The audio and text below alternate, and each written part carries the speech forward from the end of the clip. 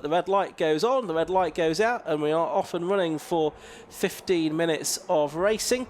And it's Bill Cowley that has made the best of the starts from pole position, driving this Warren 750 Formula car. It's the Dyson in second place of Greg Catton, and then it looks like it's Trevor Slatter in third in the Centaur Mark 11 that he has raced for a number of years. There was one driver in a bit of a problem there.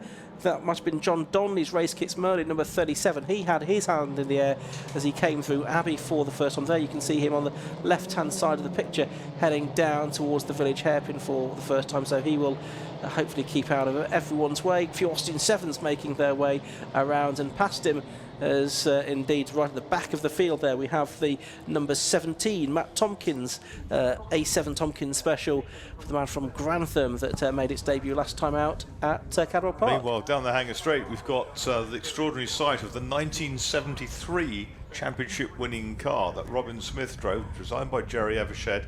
It's in the hands of Bill Cowley, who we normally see in the, we saw yesterday in fact, in the, what does, and we've got a Trevor Slatter's spun, we've got bits and pieces of bodywork flying here down at Stowe. I think that's Graham Wilson in the time, isn't it? Yes, the time was involved in that. And also Tim Roebuck in the Austin 7 special that's got going again. But yes, Bill Cowley still out there in the lead, and there's now a big gap from second to third with 3 cars off at Stowe Corner. That is a shame.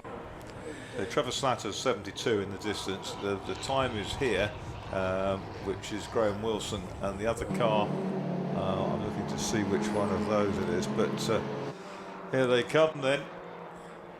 That's Samuel Bayliss, who's up to third position then, number 81. He started 13th on the grid, so he's taken advantage of the misfortune of drivers and cars ahead of him.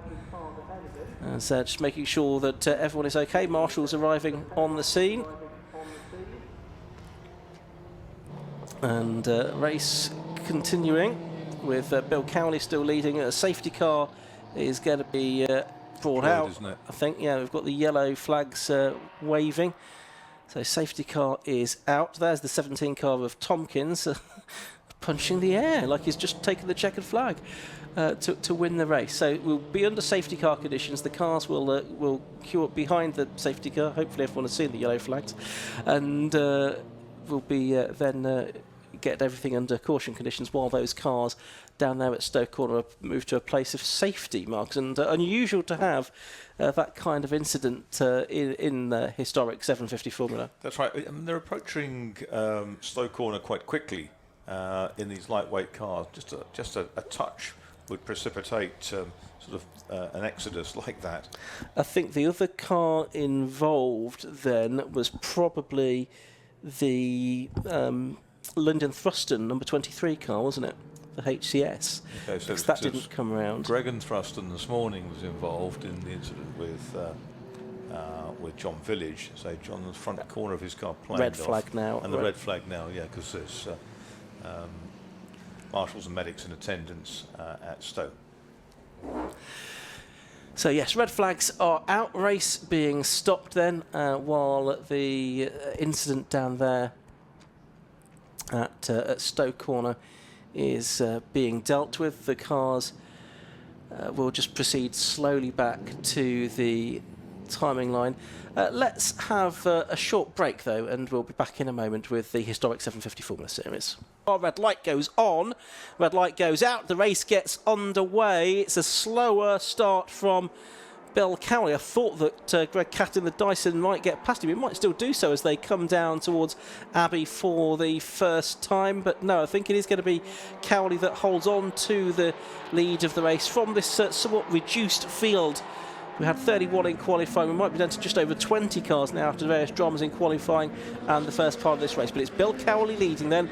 It's Greg Catton in second. And then it's third place. It's the first of the Austin 7s, the supercharged number 18 car of Timothy Roebuck. But they're streaming their way through Village for the first time. And there's one car at the back, which is the 23 car of Lyndon Thruston. So he has been able to take the restart of the race by the looks of it. So 7 minutes or so left to go, Marcus. Yeah, that's right. And you can see them coming out, and they sort of don't so much accelerate as gather momentum. Yes. But it's great to see a really superb window on motorsport of different eras. It's a whole mixture of eras, from the very early days of the 750 Formula to the 1970s, effectively. And this car, the 73 championship winning Warren Reliant out front, being chased by Greg Catton, who should have a bit more grunt with the Dyson. And Cowley certainly working on maintaining as much momentum as possible in the Warren. A Marrow there in the middle of the pack, which is great. It looks just like the vegetable. Randy Jones and his Marrow doing well in the championship. But got Monoposto, Austin's. There's a real contrast there between different Austin 7s within the field. I can see Charlie Plain Jones in the middle of that pack, who works very hard behind the scenes to keep the historic 750 Formula going. 81, there is Samuel Bayliss, I saw. Ben Bolt, the former speed eventer, is up the sharp end as well in his Centaur number 13. Ben Bolt, the rugby-based driver. And there comes the Warren, being reeled in down the hangar straight by Greg Catton in the Dyson. Yep, with the Anglia engine with a larger capacity, 1.2 litre engine compared to the 850cc Reliant that Bill Cowley has at his disposal. Bill was out yesterday in the 750 Formula races, had a couple of podiums. Yesterday, the circuit not well suited to the Cowley Mark IV. No. Compared to the PRS of David Bartholomew that won the 750 Formula part of both races. They shared a grid with Classic Clubmans for the first time yesterday as well, and Tom Muirhead got one win. But that Dyson carrying a bit more speed on to the Hamilton Straight. He gets alongside Bill Cowley now, who looks across to his right-hand side and realised that Greg Catton is coming through. Can do nothing about it, and so Catton now does move through into the lead of the race. Here comes Cowley, he's coming back, and he's a wily young racer. Is young Bill Cowley. His grandfather was the.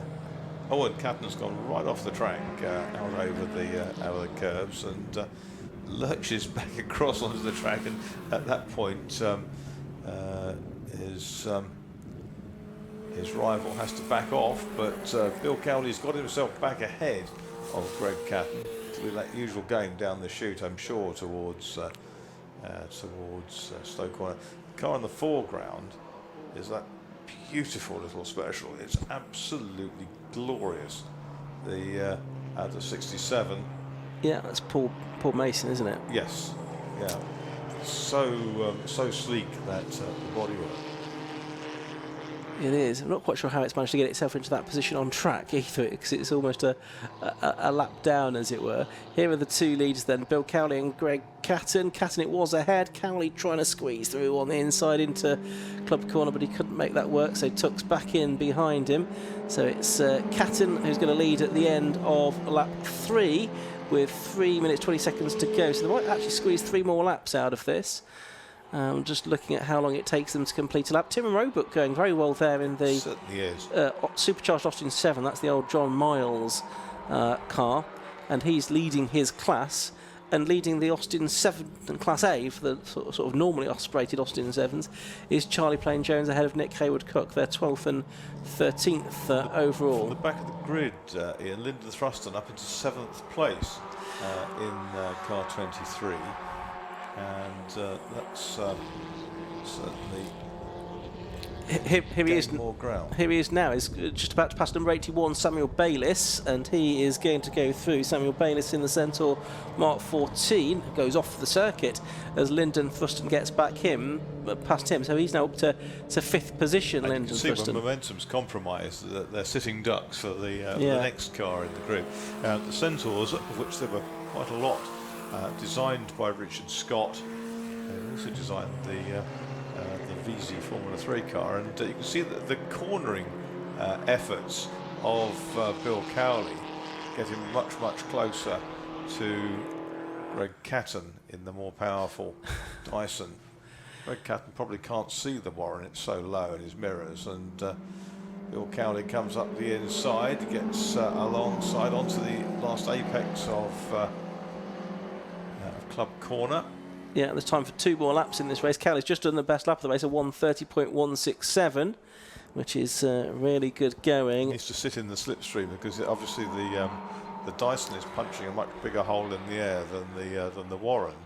Having it go down towards Village, or the spinner. Oh, Ben Bolt, who was in 4th place, so he's now been passed by Lyndon Thruston as well, so he goes up into 4th position. He's rejoined just ahead of John McDonald and the Marrow, hasn't he? So they're 9th and 10th now, I think, those two. There's Samuel Bayliss going through in the Mark 14, then David Lewis and Mike Whitby, number 26, in the Centaur Mark 16.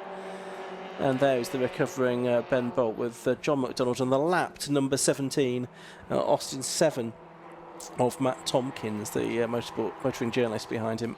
That car we saw before, that orange, the car of Paul Mason, there it is in the background, the Whippet. Yep, and it's sort of not far off the pace of these two, so I'm not quite sure what happened. Maybe he started from the pit lane or something at the restart and was therefore nearly a lap down or something like that. But he actually qualified reasonably well. He was 9th in qualifying with a 1:35 compared to the 1:31 for Bill Cowley. And the Whippets arrived in a load of smoke, and Captain's got all over the shop. He's got a tank slapper on in the middle of Vale to Club, and that's cost him. It has. So they're going to go on to lap 6, I think. It's going to be their last lap of the race, and all of a sudden Bill Cowley has a lead of a second and a half. But Greg Catton gathered all of that up at least. And is determined to get back on terms. But he's not got very long left to do it. Only less than a lap to go now to try and get back on terms with Bill Cowley. It's not impossible, though. Gap back to 14 seconds to Roebuck in 3rd. Lyndon Thruston is probably not quite going to get onto the podium here. He's lapping 4 seconds a lap faster than Roebuck, but he's about 7 seconds behind him. So he's not quite going to get into the podium positions. But Catton is gaining on Bill Cowley here. He is, yeah. He's going to have to use all 68 horsepower to get with the Warren now. You have to go around the outside, Greg, because I'm not going to stray from the inside. And he gets his nose back ahead. He's done it. And Cowley's got back into the slipstream immediately. There's some 7s up ahead that they might catch him. Austin Monoposto pulling back onto the circuit before Stowe. And I don't know that Cowley is close enough. He'll try that line again down the outside. And the cut back, he brakes very, very late. He gets his nose ahead. There's a 7 just out of shot, and Catton goes out over the edge of the circuit. He now comes back down the inside, and Bill Cowley is going to hang on to the checker flag, or is he? He takes the checker flag, 0.294 ahead. Absolutely staggering. Great race, a dramatic last couple of corners or so there. Greg Catton got the fastest lap on the last lap of the race, despite that huge off at Club Corner. But it was Bill Cowley that clung on to win the race. So Bill Cowley, number 78, the winner. Greg Catton, number 31, takes 2nd place. Timothy Roebuck, the best of the Austin 7s, in number 18 in 3rd place. Lyndon Thruston eventually back to 4th position, but he was lapping in very similar lap times to Cowley, certainly during that race. David Lewis, number 99 in the Jeffrey. He took 5th place. Number 81, Samuel Bayliss, took 6th. Mike Whitby, number 26, 7th. Richard Carter, 88. Another of the Austin 7s took 8th place, ahead of Ben Bolt. And then John McDonald in the Marrow. And the best of the Austin 7s in Class A yet to come across the line, but I think that's going to be Charlie Plain Jones that takes Class A on this occasion. I think he's going to be the next car through. We're not quite going to see that, though. There's Ben Bolt after his various dramas during the course of that race. So, Mark, it's a great shame we had there's Charlie Plain Jones now to take Class A relatively comfortably, I think, from Nick Hoder-Cook. A shame, Mark, because we lost those cars in that red flag incident in the first part of the race, but nevertheless an entertaining second part of it. Very entertaining. They're back on again later in the day, aren't they? So that's right. A second chance to see them, and it might allow one or two of the drivers to effect repairs to their opportunities to get out and join the pack. But very, very encouraging field. Shame about the incident in practice, and shame about the first lap drama, but a deserved winner in Bill Cowley. And what a car to do it in, the 1973 Warren Reliance, in which Robin Smith won that championship. What's that? 51 years ago.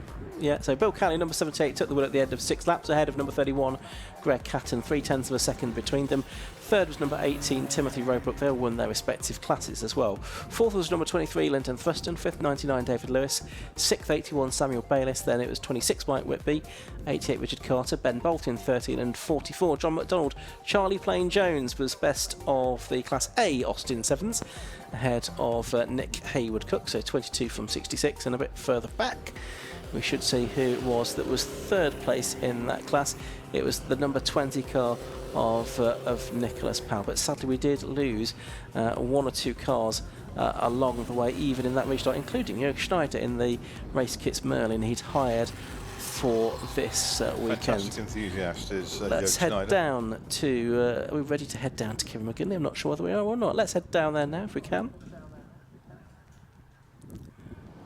Well, here we are then in the pit lane of that slightly truncated, historic 750 Formula race. Let's have a quick walk around the car and have a chat to Greg Catton. Greg, well, you certainly got a huge round of applause there. How was it out there? I mean, you had a great battle there with, Bill Cowley, sorry. Yeah, hold on a second. It's been a day. Sorry, you were battling Greg Catton, though, in those last stages. How was that for you? It was really hard work. That was a good race. Really enjoyed it. At one point, I forgot that this is not my car because the race for me, and like Kevin just said, just go for it, just go for it. So, no, fantastic. Yeah, brilliant race. I mean, he had the legs on me down the straight by quite a margin. So, yeah, it's just all about in the braking zones, but like these have little grips, so we was there going up, diving up the inside, and was sliding, and we didn't touch. It was probably like a Rizzler paper between us at one moment, but no, cracking race, and let's face it, that's why we come racing, for races like that. Yeah, absolutely. I mean, I bet you're hoping for more of the same, or you're hoping for a slightly less eventful second race? Well, more of the same were nice.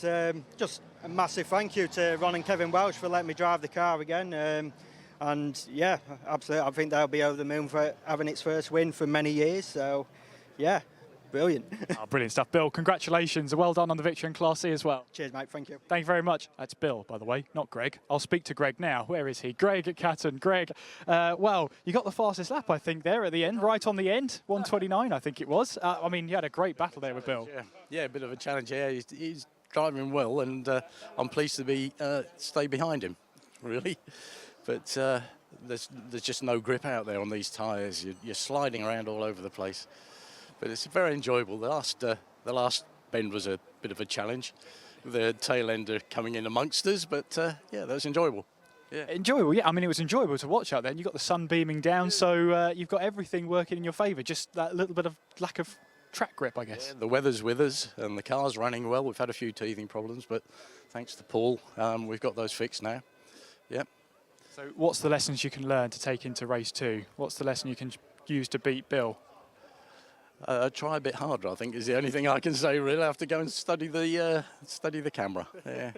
Study the camera. We'll let you get studying, get the pencils out, and we'll see you with the next race, I'm sure. Thanks a lot. Bye-bye. Thank you very much, Greg Catton. Then let's have a chat to Timothy Roebuck then in that number 18. Finished third overall, winner of Class B as well. Let's have a chat to Timothy Roebuck. Timothy, congratulations. A third place there for you and a class victory. How was that out there for you? Well, after the restart, it was actually fairly quiet, but that first lap incident was a bit hairy. I struggled to avoid multiple cars and ended up having a half spin into the gravel. But fortunately, I got going again and meant that there was a fairly clear grid in front of me and a big space behind me. So, yeah, it ended up being quite quiet. Yeah, what's it like out there, sort of a race of your own? Is it a chance to enjoy your fantastic machinery you've got underneath you?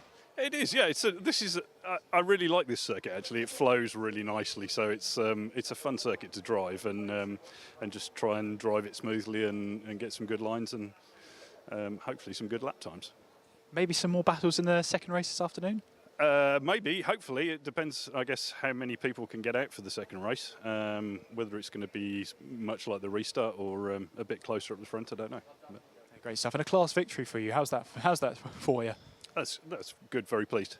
Very pleased. I've missed a couple of rounds this year, so yeah, it's nice to chalk up another win. Great stuff. Timmy, thank you for the chat and well done on the class victory. Thank you. Thank you very much. And let's have a chat to our Class A winner in Charlie Plain-Jones. I'll come this side of you, Charlie. Charlie, congratulations, Class A victory out there. How was that for you? Well, it's a fast, long track for Little Austin Sevens, but we race with a sense of history. This is the 750 Club held one of the very first races here at Silverstone when it was an RAF base with oil drums and straw bales. So, yeah, we're the origin of the club and probably part of the origin of Silverstone as a circuit. So yeah, it's a sense of occasion, and but it is a long, fast track for Little Austin Sevens, that's for sure. But no, it was great fun, and it's good conditions. We might well have one or two personal bests today, and yeah, we enjoyed it. That's the main thing. The general comment from the rest of the drivers in the top three there are that the track grip's not quite there. Was that from your point of view, Charlie? Do you agree? Oh, the qualifying, I think it took a number of us by surprise, and yeah, we were drifting out there. We thought, you know, with the warm weather and not much rain for a while, we thought we'd get a bit more than we did, and it caught a few people out, sadly. But well, you know, we managed to survive and finish. So yeah. Very pleased, but yeah, it has been a bit more slippery than you might expect. I don't know who's been racing before us, but it's a bit polished in places. My lips are sealed, Charlie. Oh, right, okay, yeah. Well, I'm not talking about today. There you go. But great stuff. So what do you take into the second race then? well, I take from the fact that, you know, I've got to get a good start because Mr. Haywood Cook in his single-seater, he's an unsupercharged car as well. You know, we have two lots of Austin supercharged, which you've seen, Class B, and unsupercharged, and he's going quicker and quicker. So I've got to keep my eye on him definitely. But yeah, we're all good mates, and that's what it's all about at the end of the day. There's some really historic cars here today, and you've met a couple of them already. So, yeah. Absolutely, and we'll be talking to, I'm sure, on my little grid walk or pit walk at lunchtime, see how long I get. Well, yeah, well, you're very welcome to. Yeah, we love that. You know, it's a great place to start, historic or any kind of motor racing. And one of the lads in our lot now is pit crew for Hamilton and Russell with Mercedes. So, you know, who knows where it might start. So, yeah, young or old. I took it up when I retired, so I'm a newcomer to this lot. Oh, Charlie, thank you so much for the chat. We'll let you get on and have some lunch in you. Oh, yeah, that would be very nice. Thank you very much. Thank you very much, Charlie. We have one more race, so let's hand back up to our commentary team for the final race before lunch.